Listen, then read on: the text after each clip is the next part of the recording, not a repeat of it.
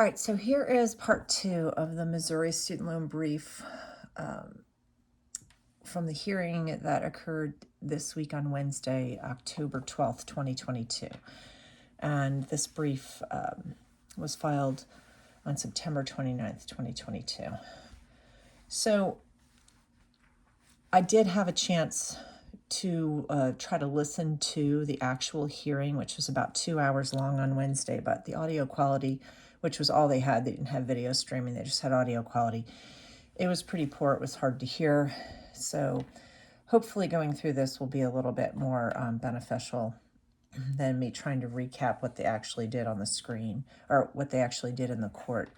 But I do realize that part one was fairly lengthy, so I'm going to try and be a little bit more brief. Haha, I'm going to have a brief, but I am not a legal expert, as I'm sure many of you realized from before. I'm in the student loan space, college funding.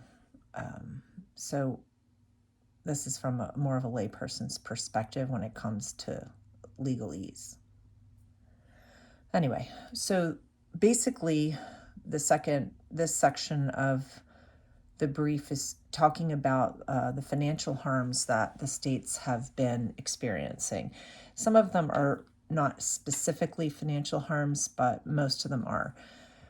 I have again underlined in green what I'm thinking is the most relevant, or at least in my mind, what's the most relevant to point out. But obviously, they think everything is relevant.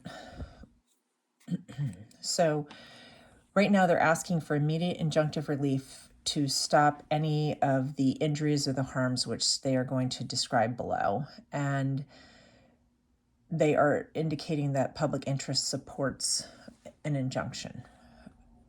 So now they're going to start talking about the specific states and the harms financially to them and their proprietary interests. So Mohila is the Michigan Higher Education Authority. They provide about $100 million in funding of scholarships for the state of Missouri, and students go through them. All eligible post-secondary education students have access to guaranteed student loans through Mohila. Mohila is also a servicer for federally held student debt, which it says right here, including direct loans under contracts with the ED, which is the Education Department.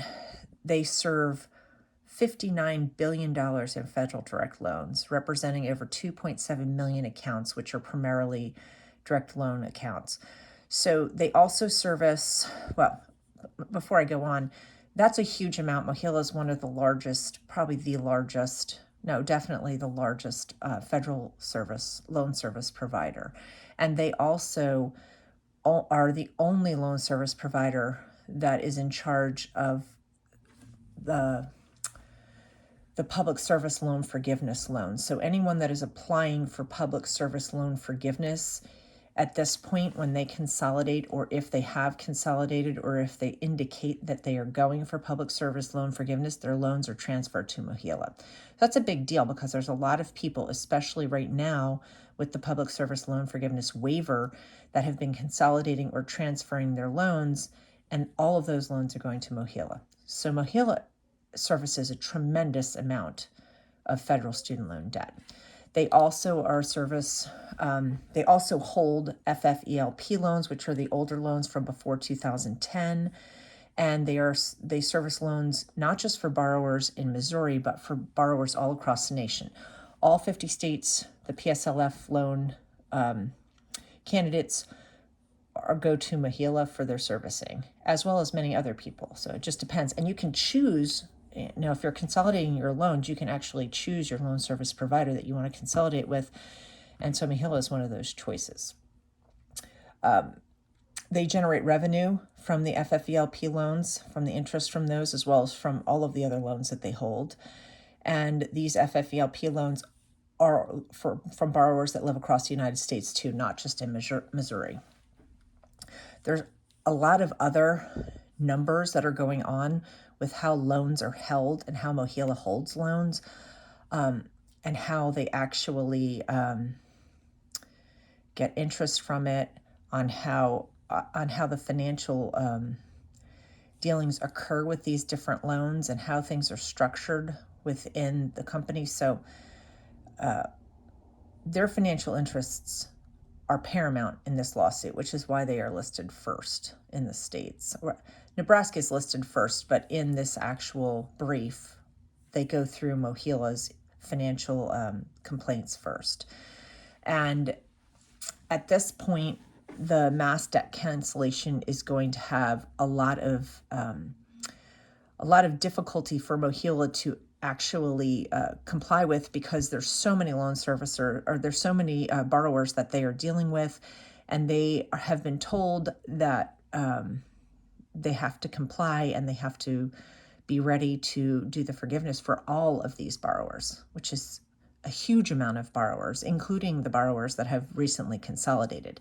And this is what they're talking about right here. The mass debt cancellation has created an enormous incentive to consolidate FFELP loans not held by the Education Department.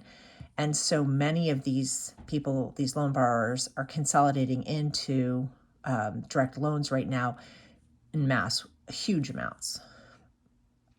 So at this point, the FFELP loans that are owned by Mohila, which are being consolidated, those are assets that they own, and they are no longer going to own many of those assets because they're consolidating into direct loans.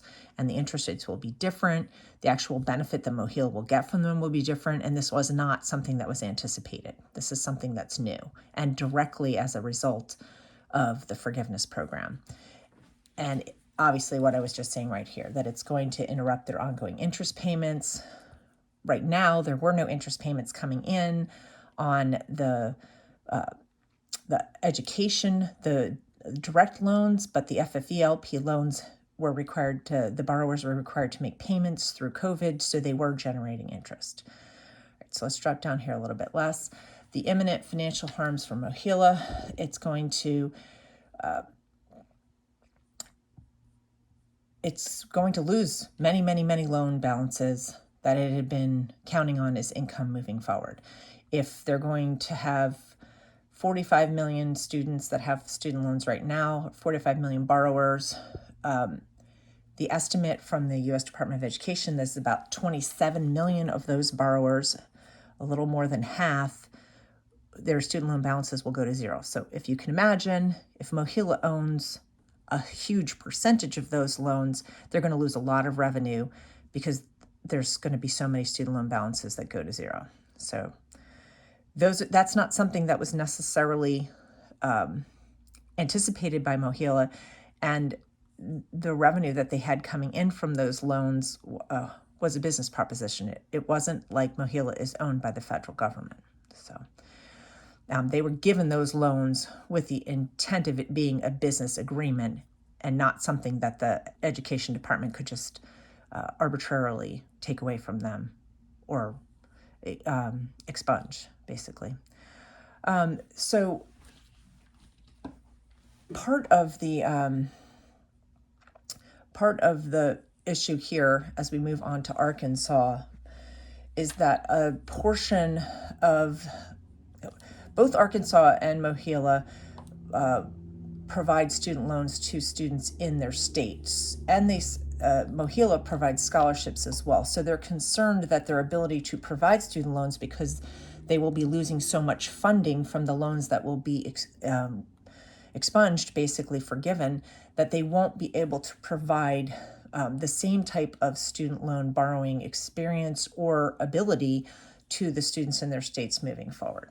So Arkansas doesn't have quite as many FFELP loans as Mohila does, but they finance these loans in different ways. They get interest payments from the borrowers to satisfy obligations to their bondholders. So the loss of a large portion of these FFELP loans completely changes the structure of their business. And I know people are going to argue back and forth about, whether that's right or not, but these loan servicers entered into contract agreements with the U.S. Department of Education as a business proposition, not necessarily as, they weren't doing this to be kind or charitable. So having their business assets suddenly told that they have to line item and cross them off and lose them, they have other people to answer to besides the U.S. Department of Education. So they have said that a number of their FFELP loan holdings have been consolidated by borrowers into direct loans, which means they lose that interest. And this is because people with FFELP loans wanted to try and get access to this forgiveness program. So on September 29th, which was when this brief was filed, the U.S. Department of Education said FFELP loans that haven't already been consolidated by September 29th are no longer going to be eligible for the forgiveness, which created a whole new problem. But they were trying to prevent these FFELP loans that are being held by these different states from being consolidated. The U.S. Department of Education had on their website that these people with these loans were going to be able to consolidate to get access to this forgiveness. And then they changed the ruling because they were trying to prevent this type of financial standing from holding up in court. So I don't know. That in itself almost makes me think that this particular part of the financial standing will really be very significant. Anyway, so at this point, you cannot consolidate FFELP loans anymore, but a number of them have been consolidated already, not even just for the loan cancellation and the forgiveness, but because people were trying to get access into the public service loan forgiveness waiver and the IDR waiver. So they're saying that the revenue is going to be significantly decreased and they're not going to be able to necessarily finance further student loans. Now, the rest of the states have another interesting argument, which I hope I don't butcher, but basically they are saying that they have a large number of student loan assets in their portfolios, which are part of the state's pension fund, which means that if a huge number of those assets are erased by forgiveness, would cause strain or jeopardize or precariously affect their state's pension fund. It's not just Nebraska. It's also the other states that were involved in that. Nebraska feels like consolidation will likely cut in half their existing market, which I'm not really sure what this means exactly, but I do believe that all of these states, Nebraska, Iowa, Kansas, and South Carolina, feel that they are going to have significant issues happen to their pensioners and to the pension assets that they hold that are student loan related. So that is that is another part. My dog is under the bed scratching, which is really funny. Anyway, they also feel that it's going to reduce tax revenue because in the future, now right now, most of the federal loans are not taxable, but any forgiveness of federal loans are taxable at the state level, and they would lose tax revenue if those loans would be expunged now and instead of in the future. Now, I'm not really sure if this is necessarily something that they have to stand on, because in many of these states, the laws change frequently on the tax revenue part, but this harms to sovereign and quasi-sovereign interests. It's interesting. I'm not really sure what exactly that means specifically, but they do feel like the MOHELA is not going to be able to provide as many student loans to their Missouri residents. Hey, stop it. I didn't think the dog was going to interrupt this. MOHELA performs an essential public function, so it's going to impair their ability to perform this public function of providing loans for their state residents. Same with Nebraska. They're not going to have the same ability to provide their returns on investments that are vital to the states, including the state pensioners, which, keep in mind, include many public service loan recipients and people who might be going for public service loan forgiveness. So in one way or the other, they're going to wind up, some of these people who are in the state pensions may get forgiveness, but then there's plenty others who have paid for college in other ways that this forgiveness they're not going to get any part of this forgiveness. Plus, they're going to be negatively affected if it affects their pensions in the future. And it doesn't necessarily mean that it's going to change pensions or change outlaying money. It just means it's going to strain the state and put it in a worse financial position, which it definitely appears that is a significant financial complaint. So they have been saying that the mass desk cancellation is going to require Nebraska, Iowa, Kansas, and South Carolina to forego future tax revenue or change its tax code to try and capture the discharge of student loans. They're calling it the unlawful discharge of student loans because that is what they're arguing. So they're asking for immediate injunctive relief, a temporary stay on the cancellation because it's going to inflict irreparable harms on the plaintiff states. Immediate relief is needed to stop these injuries. So this is my favorite part of the whole brief, and I'm embarrassed to say it is, but it is. ED has instructed its loan servicers to have their initial discharge capability fully operational by October 1st, 2022, which just makes me feel like I'm in Star Wars. But anyway, the Death Star will be fully operational. Anyway, by October 1st, which the agency announced that will be when its applications for loan cancellation will be available by early October 2022. It is not available right now, but that is when they were planning on it being available. At this point, as a result of this briefing, they said there will be no forgiveness until at least October 23rd of 2022, but the application is still not out. They've put out a preview of the application earlier this week on the 11th on Tuesday night, but the application itself is not out. And the plaintiff states want to get ahead of this, which is why they're acting. They're acting now because they're concerned that when the application actually does roll out, the Education Department has a plan to automatically cancel loans for the 8 million borrowers whose income they already have on file. So it would be very difficult to put the genie back in the bottle, to put the toothpaste back in the tube, if 8 million people automatically get student loan forgiveness as soon as the application comes out. And at that point, it's going to be very difficult to stop other people. It's basically a snowball effect. So anyway, they feel that the claims for this relief, for the temporary stay, is that Biden did not have the authority to do this, that the HEROES Act does not give them that authority, that they needed to go through proper administrative procedures, the Administrative Procedure Act, and then it's a major agency action that cannot just be done through executive order. It has to be in compliance. And the defendants, they feel, have not identified a statute that gives them the authority to establish and implement mass desk cancellation. The U.S. Department of Education is indicating that the HEROES Act gives them that authority. These states are saying that it does not. And they said that they've violated the constitutional separation of powers. So at this point,